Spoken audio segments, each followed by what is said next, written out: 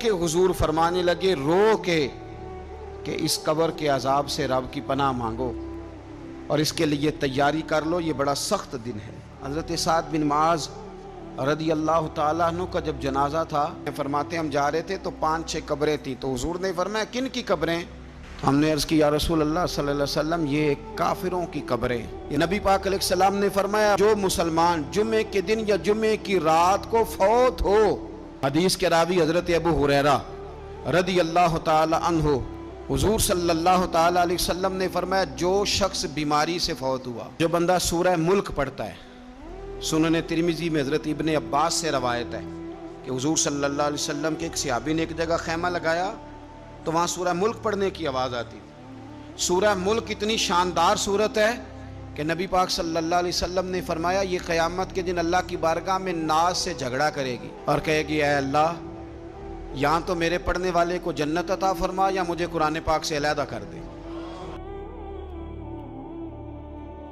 اب عذاب قبر جو ہے، قبر کے اندر جو انسان کا عذاب ہے تو وہ بھی عالم برزخ کا عذاب ہے۔ میرے رسول کریم صلی اللہ تعالی علیہ وسلم نے نا کچھ چیزوں سے پناہ مانگی ہے، خود حضور نے، رسول کریم علیہ السلام نے پناہ مانگی۔ حضور فرمانے لگے اے اللہ مجھے کنجوسی سے، بخیلی سے پناہ عطا فرما، اور حضور نے باقاعدہ پناہ مانگی ہے کہ اے اللہ مجھے ارذل العمر ہونے سے پناہ میں رکھ، جب عمر اتنی زیادہ ہو جائے کہ وجود کے حصے کام کرنا چھوڑ جائے، اس سے پناہ مانگی۔ اور خود میرے نبی پاک علیہ السلام نے قبر کے عذاب سے پناہ مانگی۔ یہ تعلیم امت کے لیے کہ تم بھی پناہ مانگو عذاب قبر سے۔ قبر کا عذاب برحق ہے، قبر کے لیے تیاری کر کے رکھنا، اپنی قبر کو یاد رکھنا، مر جانے کو یاد رکھنا۔ حضرت سعد بن معاذ رضی اللہ تعالیٰ عنہ کا جب جنازہ تھا تو صحابہ کرام فرماتے ہیں حضور نے نماز جنازہ کی امامت فرمائی تو قبر کے تیار ہونے میں کچھ دیر تھی، تو رسول کریم صلی اللہ علیہ وسلم زمین پر بیٹھ گئے اور ایک لکڑی سے حضور زمین کوریدنے لگے۔ ہم محو انتظار تھے کہ اللہ کے رسول صلی اللہ علیہ وسلم سر مبارک اٹھائیں، ہمیں کو نصیحت کریں۔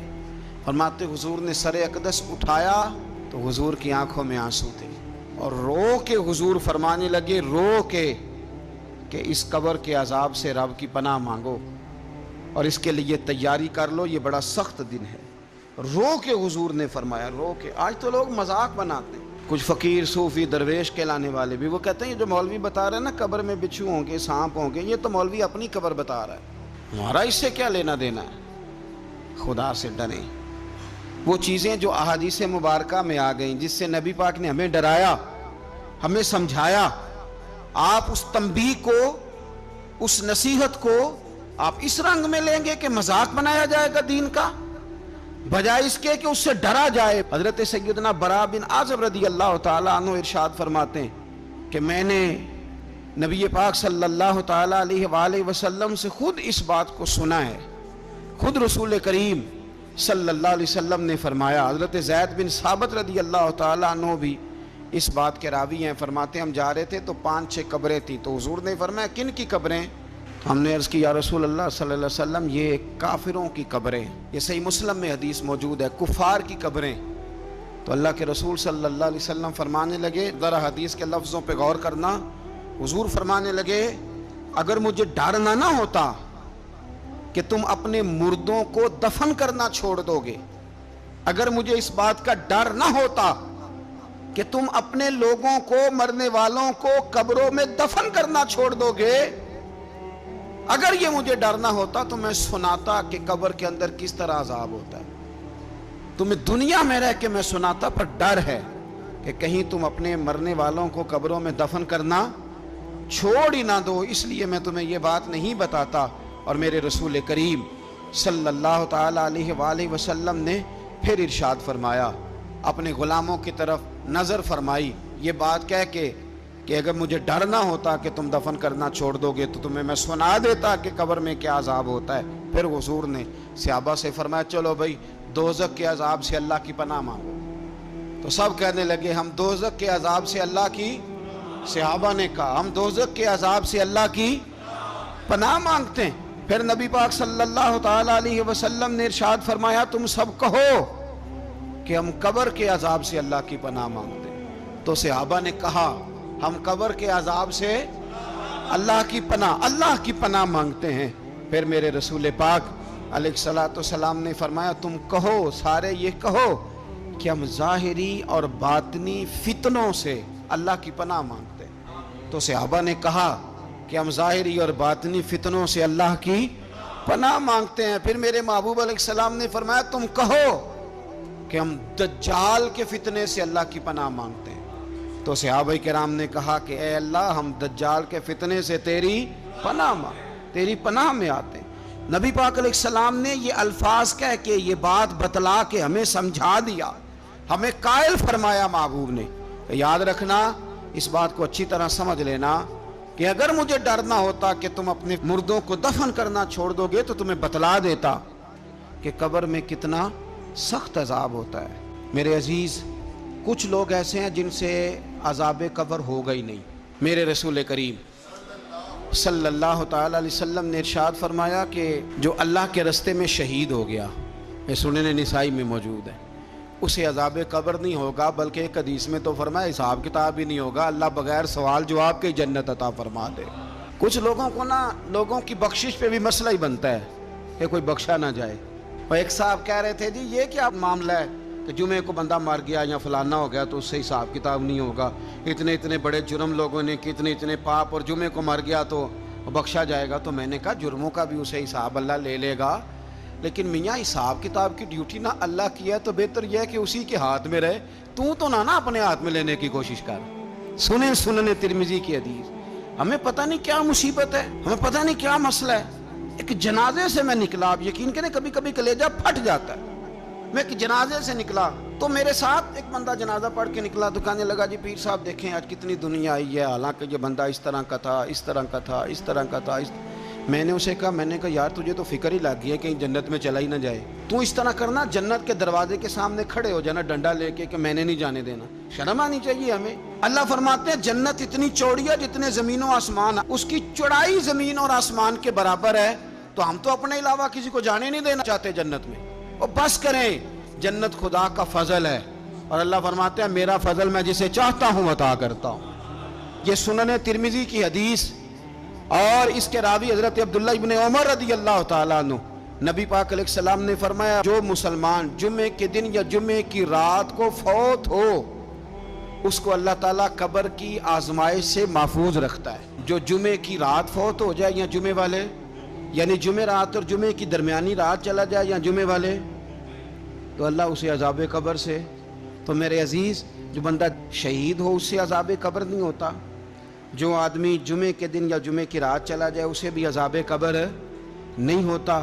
اور میرے رسول کریم صلی اللہ تعالیٰ علیہ وسلم نے فرمایا جو بندہ ایک دن اور ایک رات، یہ حدیث صحیح مسلم میں، سنن ترمذی میں، مصنف عبدالرزاق میں موجود ہے، ایک دن اور ایک رات اللہ کی رضا کے لیے اسلامی سرحد پہ پہرا دے۔ میں اور آپ سوئے ہوئے ہیں، لیکن وہ لوگ جو فوجی بارڈروں پہ کھڑے ہیں، دیکھو مدینے والے محبوب کس کس پہ کرم فرماتے ہیں۔ ساری عمر نہیں، 24-25 سال کی سروس نہیں، فرمایا ایک دن اور ایک رات اللہ کی رضا کے لیے جو اسلامی سرحد پر پہرا دے، مسلمانوں کو کافروں سے بچائے، رب اسے عذاب قبر نہیں دے گا، اسے اللہ تعالیٰ اپنے فضل سے معاف فرما دے گا۔ ایک رات اور ایک، آپ کیا سمجھتے ہیں کہ ان فوجیوں کی کوئی چھوٹی شان ہے؟ ان کا کوئی چھوٹا مرتبہ ہے؟ ایک دن اور ایک رات اگر یہ پہرا دیں تو اللہ انہیں اتنا انعام عطا کرتا ہے۔ اسی طرح سن لو، یہ ذرا غور سے سننا، ابن ماجہ کی حدیث، اور اس کے علاوہ مسند ابو یعلا میں موجود حدیث کے راوی حضرت ابو ہریرہ رضی اللہ تعالی عنہ، حضور صلی اللہ تعالی علیہ وسلم نے فرمایا جو شخص بیماری سے فوت ہوا، قربان جاؤں میرے محبوب نے بیماری کا نام ہی نہیں لیا، فرمایا کوئی بھی بیماری ہو، فرمایا جو آدمی بیماری سے فوت ہوا اللہ اسے شہادت کی موت عطا فرمائے گا، اور وہ عذاب قبر سے اور قبر کے امتحان سے بھی محفوظ رہے گا، اور حضور فرماتے ہیں اس کو صبح اور شام جنت کے باغوں میں سے رزق دیا جائے گا۔ جو کسی بھی بیماری سے مرا، یہ لوگ بیماری سے مر رہے ہیں تو لوگوں نے اچھوت سمجھ رہے ہیں، اچھوت، یہ اچھوت نہیں ہے، اس لیے کہ لوارث نہیں، یہ خدا رسول کے ماننے والے ہیں، تم انہیں اچھوت کہہ رہے ہو اور مدینے والے رسول انہیں شہید فرما رہے ہیں۔ حضور نے فرمایا جو بیماری سے مرے شہید ہے، وہ قبر کے عذاب سے محفوظ رہے گا اور جنت کے باغوں میں سے اللہ رزق دے گا۔ لوگ کہتے ہیں دیکھو جی بڑا تانگ ہو کے دنیا سے گیا ہے، تو اس بندے کو بھی عذاب قبر نہیں ہوتا۔ اسی طرح جو بندہ سورہ ملک پڑھتا ہے، سنن ترمذی میں حضرت ابن عباس سے روایت ہے کہ حضور صلی اللہ علیہ وسلم کے ایک صحابی نے ایک جگہ خیمہ لگایا تو وہاں سورہ ملک پڑھنے کی آواز آتی، کوئی بندہ پڑھنے والا نظر نہیں آتا تھا۔ جب حضور کی بارگاہ میں عرض کیا تو فرمایا وہاں قبر تھی اور قبر کے اندر بیٹھ کے میرا صحابی سورہ ملک کی تلاوت کر رہا۔ اگر ہمیں خسرہ نمبر یاد ہو جاتا ہے نا اپنی جگہ کا، اور ہمیں پتہ ہوتا ہے کہ میرے والا حصہ کتنے کروڑ کا ہے، اگر ساری کہانیاں ہمیں یاد ہوتی ہیں تو سورہ ملک بھی ہمیں یاد ہو سکتی ہے۔ موبائل پہ اس کو ریکارڈ کر لیں، پھر اس کو سنیں کبھی بھی سورہ ملک میں۔ اور ہمارے سلسلہ عالیہ میں تو سورہ ملک وظیفہ ہے۔ ہمارے الوظیفۃ الکریمہ میں اعلیٰ حضرت نے لکھا ہے کہ رات کو سورہ ملک اور سورہ یاسین کے بغیر سونا نہیں۔ سورہ ملک اتنی شاندار صورت ہے کہ نبی پاک صلی اللہ علیہ وسلم نے فرمایا یہ قیامت کے دن اللہ کی بارگاہ میں ناز سے جھگڑا کرے گی اور کہے گی اے اللہ یہاں تو میرے پڑھنے والے کو جنت عطا فرما یا مجھے قرآن پاک سے علیحدہ کر دے۔ میرے رسول کریم علیہ السلام نے مومن کی قبر کا حال بھی بتایا۔ سنن ترمذی میں، صحیح ابن حبان میں حضرت ابو ہریرہ رضی اللہ تعالیٰ عنہ بیان کرتے ہیں کہ حضور صلی اللہ علیہ وسلم نے فرمایا جب میت کو قبر میں رکھا جاتا ہے تو اس کے پاس سیاہ رنگ والے اور نیلی آنکھوں والے دو فرشتے آتے ہیں اور اس کو اٹھا کے بٹھاتے ہیں۔ باقی حدیثوں میں 3 ہی سوال ہیں، لیکن اس حدیث میں حضور نے فرمایا انہوں نے بس میرے بارے میں ہی پوچھنا ہے، اٹھا کے بس میرے بارے میں صرف یہ پوچھنا ہے بتا مدینے والے محبوب کے بارے میں دنیا میں کیا کہا کرتا تھا۔ تو اعلیٰ حضرت بریلوی تو کہتے ہیں میں نے تو کہہ دینا ہے سرور کہوں کہ مالک و مولا کہوں تجھے، باغ خلیل کا گل زیبا کہوں تجھے، تیرے تو وصف عید تناہی سے ہیں بری، حیراں ہوں میرے شاہ میں کیا کیا کہوں تجھے، لیکن رضا نے ختم سخن اس پہ کر دیا، خالق کا بندہ خلق کا آقا کہوں تجھے۔ اور پیر میر علی شاہ صاحب کہتے ہیں میں نے وہاں یہ کہنا ہے کہ مکھ چند بدر شاہ شانی ہے تے متھ چمک دی لاٹ نورانی ہے، کالی زلف تے اکھ مستانی ہے، مخمور اکھی ہیں مد بریاں، سبحان اللہ ما اجمل کا ما اکمل کا ما احسن کا، تے کتھے میرے علی کتھے تیری ثنا، مشتاق اکھیں کتھے جاڑی۔ تو نبی پاک علیہ السلام فرماتے ہیں میرے بارے میں پوچھیں گے، میرے بارے میں۔ ویسے بھی ایک سوال لازمی ہوتا ہے نا، یہ والا سوال لازمی ہے، من ربو کا پوچھ کے نا تو جنت جہنم کا فیصلہ نہیں، ماں دینوں کا پوچھ کے جنت جہنم کا فیصلہ۔ ہاں بات اگر ختم ہونی ہے تو مدینے والے کے سوال پہ ختم ہونی، اس لیے کھل کے نعتیں پڑھا کرو، راج کے درود پڑھا کرو، یہ بات یاد رکھیں، یہ فیصلہ حضور کی ذات پہ ختم ہونا ہے۔ وہ شکایتیں کرتے ہیں نا لوگ آ کے، تو ایک بچی کو ہمارے ہاں داخل کرانے کے لیے ایک صاحب لے کے آئے تو کہنے لگے بڑا عرصہ اسے فلانے مدرسے میں داخل کرایا، سوائے نعتوں کے کچھ بھی نہیں سیکھا اس نے۔ تو میں انہوں آکھیا چاچا جی جڑی اصل کام سی وہ تو سیکھ گئی نا تہاڈی بچی، قرآن و سنت بھی حضور کی نعت ہی ہے، لیکن آپ کو پتہ ہے کہ بات ختم مدینے والے کی نعت پہ ہی ہوتی ہے، حضور کا پیار اصل ہے۔ تو حضور فرماتے ہیں میرے بارے میں پوچھا جائے گا، وہ کہے گا کہ ان کے بارے میں کیا پوچھتے ہو، اشہد ان لا الہ الا اللہ واشہد ان محمدن عبدہ ورسولہ۔ تو فرماتے ہیں پھر اسے نا ایک طرف کھڑکی کھولی جائے گی تو جہنم کا دروازہ دکھایا جائے گا اور اسے کہا جائے گا اگر تو سوالوں کے صحیح جواب نہ دیتا تو دوزخ میں جاتا، لیکن اب تو نے صحیح جواب دیے ہیں۔ تو حضور فرماتے ہیں اس کی قبر 70 گز چوڑی اور 70 گز لمبی کر دی جائے گی۔ مسجد میں اے سی والے حال میں جگہ مل جائے تو بندہ بڑا سکھی رہتا ہے، اور صبح جائے بینک اور پہلی لائن میں موقع مل جائے تو بندہ بڑا سکھی رہتا ہے کہ میرا جاتے ہی کام ہو گیا۔ او خدا کے بندے، قبر بندے کی قبر، مکان اچھی سوسائٹی میں اچھا خستہ اور سستا مل جائے تو بندہ کہتا ہے کہ سودا بڑا واردہ لب گیا، بھائی بڑا کمال ہو گیا، مزہ نہیں آ گیا۔ قبر 70 گز لمبی اور 70 گز چوڑی، اور یہ ترمذی شریف پڑھ رہا ہوں، بڑی مزیدار حدیث۔ نبی پاک صلی اللہ علیہ وسلم فرمانے لگے پھر اس کی قبر کو نور سے بھر دیا جائے گا۔ حضور کو پہچان گیا نا، قبر نور سے بھر دی گئی اور جب 70 گز لمبی کر دی گئی تو بڑے پیارے لفظ ہیں حدیث کے۔ حضور فرماتے ہیں وہ بندہ پھر فرشتوں سے ایک بات کہے گا، عربی میں بھی ہے، اردو میں بھی ہے، وہ میرا دل کرتا ہے پنجابی میں بتاؤں۔ وہ نا فرشتوں سے وہ بندہ کہتا ہے جب قبر ہو گئی نا 70 گز لمبی 70 گز چوڑی اور نور سے بھر گئی، قربان جائیں، حضور فرماتے ہیں وہ مردہ وہ جو قبر میں پہنچا ہے، جب اس کی قبر کو یہ شان ملتی ہے تو فرشتوں سے پتہ کیا کہتا ہے؟ کہتا ہے میں گھر نہ دساں وہاں جا کے، یہ ذرا گھر نہ بتاؤں دوڑ کے، یہ ذرا میں اپنے گھر بتاؤں بھاگ کے کہ اللہ نے بڑی خیر کر دی، اپنی اماں نو دساں وہاں، میں بچوں کو بتا کے آؤں کہ موج بن گئی ہے، میں بتاؤں اپنی بیوی کو، بتاؤں اپنے بہن بھائیوں کو، میں گھر نہ دساں وہاں۔ قربان جائیں، میرے رسول کریم فرماتے ہیں فرشتے اس سے کہتے ہیں نہیں تو کسی کو نہ بتا، نم کا نومت العروس، تو اس طرح سو جا جس طرح پہلی رات کی دلہن سویا کرتی، وہ بڑے چاؤں میں سوتی ہے، وہ بڑے پریم میں سوتی ہے، نئی زندگی کا آغاز ہوتا ہے تو سوتی ہے، اور فرشتے کہتے ہیں اب تجھے وہی آ کے جگائے گا جو تیرے اہل میں تجھے سب سے زیادہ محبوب ہوگا، جو تجھے سب سے زیادہ محبوب ہوگا۔ میرا تو ایمان ہے کہ ہمیں تو قبر سے آ کے جگائیں گے بھی مدینے والے رسول، کہیں گے آؤ غلاموں چلیں، آؤ غلاموں۔ اور وہ کشمیر کے رومی وقت نے میاں صاحب نے کہا تھا بعد مرن دے قبر میری تے میرے اپیرا جے کر پامے پھیرا۔